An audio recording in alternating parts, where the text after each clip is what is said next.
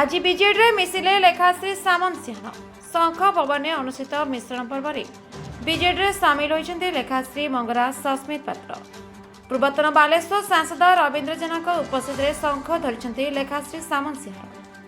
मुख्यमंत्री नवीन पट्टनायक एवं संगठन संपादक प्रणव प्रकाश दास पक्षर लेखाश्री को विजेडी को स्वागत करने सहित सांसद मानस रंजन मंगराज कहते लेखाश्री योगदान द्वारा दल आहरी सुसंगठित होब आशा। से राज्य राजनीतिर जड़े परिचित ना मुख्यमंत्री का सुशासन एवं विकास अनुप्राणित होई से बीजेडी जोग देते। Bhubaneswar Swarnaprabha Nayak report the Republic Odisha 24 news.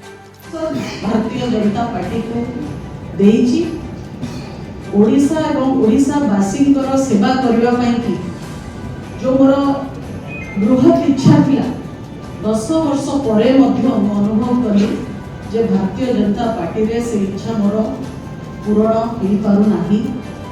कोठी ना कोठी एते परिश्रम तो समस्त अन्य माने भी करूचंती किंतु एते कमिटमेंट रो सह काम कला परे भी दलर नेतृत्व पाखरे मु आस्थाभाजन हो पारि नाही। तांकर कोनोसी कारणरु मो पर भरोसा पाइला नाही एवं अनुभव कली जे मो पाई मो काम भारतीय जनता पार्टी सहित बोधे एतिकी थिला आउ सेठी मोर काम सरी जाइथिला आउ काम करिवार सुयोग नथिला। तेणु आगु को बढ़िबा पाई ओडिसा रे जो विकास रो स्रोत बहुची माननीय मुख्यमंत्री ओडिसा रो लोकप्रिय मुख्यमंत्री माननीय नवीन पट्टनायक महोदय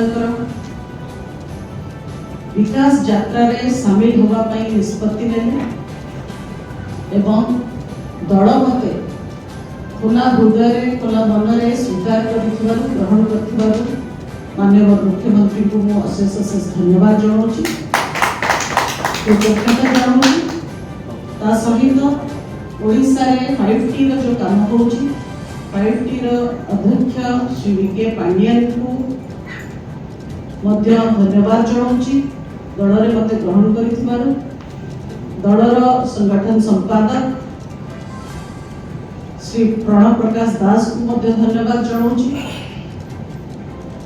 ओडिसा रा अस्मिता पाई जो निरंतर माननीय मुख्यमंत्री परिश्रम ओडिया जाति को विश्व स्तर रे परिचित करिया पाई कि जो उद्यम रही से उद्यम को प्रशंसा करने सह उद्यम रे अनुप्राणित होगी मु निजे मध्य से काम रे